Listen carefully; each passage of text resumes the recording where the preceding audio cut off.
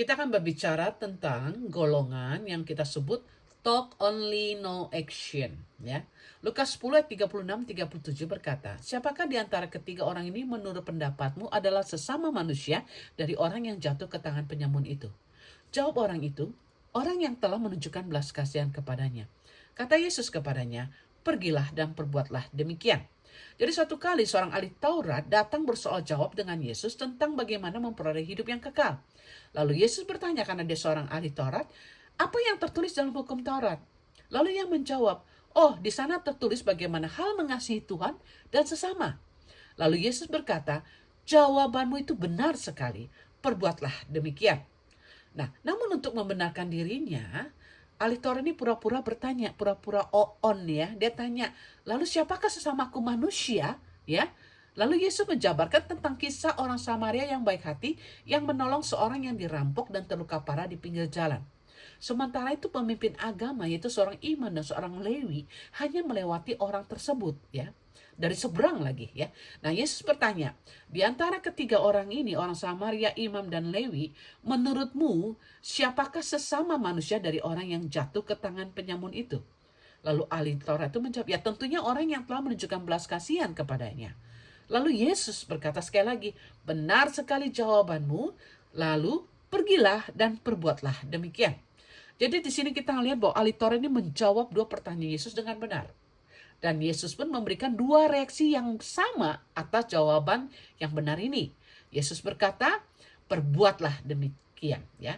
Dengan kata lain, Yesus mengatakan bahwa ahli Taurat ini dapat digolongkan sebagai orang yang kita sebut talk only no action. Kenapa? Karena mereka pandai berbicara banyak tentang Tuhan, namun bodoh dalam hal menjadi pelaku ajaran Tuhan.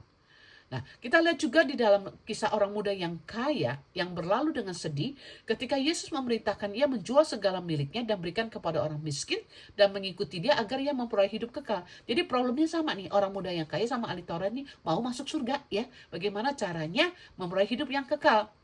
Nah, banyak kali kita orang percaya itu berkelakuan seperti ahli Taurat dan orang muda yang kaya ini. Kenapa? Karena banyak orang percaya itu ribut mau masuk surga, tetapi kelakuannya suka-suka sendiri. Jadi orang-orang percaya yang mengingini Yesus tapi nggak suka sama perintah-perintahnya, ya. Alias apa? Alias Kristen KTP. Padahal Wahyu 14 ayat 12 mengatakan yang penting di sini ialah ketekunan orang-orang kudus. Ketekunan untuk apa? Ketekunan untuk menuruti perintah Allah dan iman kepada Yesus. Jadi firman Allah ini berbicara tentang hal memparalelkan antara iman kepada Tuhan dan menuruti perintah Allah sebagai sebuah kesatuan yang tidak dapat dipisahkan. Oleh sebab itulah Yesus berkata bahwa semua jawaban ahli Taurat ini benar. Dan Yesus membungkus semua jawaban itu dengan sebuah pernyataan yang tegas. Perbuatlah demikian. Mengapa?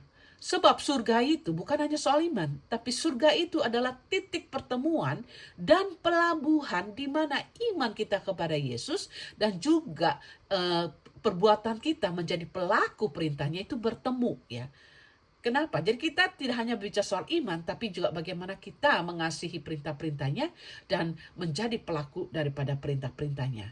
Karena di depan pintu surga ada papan pengumuman yang bertuliskan, "Bukan setiap orang yang berseru kepadaku, Tuhan, Tuhan akan masuk ke dalam kerajaan surga, melainkan dia yang melakukan kehendak Bapakku yang di surga."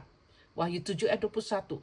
Nah, pada momen itulah hati nurani kita sendiri waktu kita baca itu papan pengumuman itu, kita akan menyadari hati nurani kita mengadili kita sendiri. Apakah kita termasuk orang yang mengasihi Tuhan dan juga mengasihi perintahnya, atau kita hanya golongan talk only no action, ya? Apakah kita akan ditempatkan dalam golongan domba ataukah golongan kambing? Matius 25 ayat 33, sorry.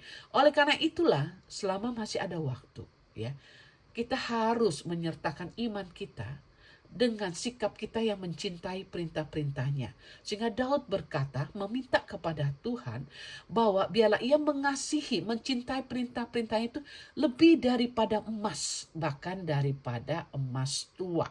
Jadi poinnya adalah mengasihi perintah-perintah Tuhan, menjadi pelaku daripada perintah-perintah Tuhan. Jadi bukan hanya iman saja. Mari kita keluar dari golongan orang yang talk only no action, tapi menjadi orang yang menjadi pelaku-pelaku firman Tuhan. God bless you.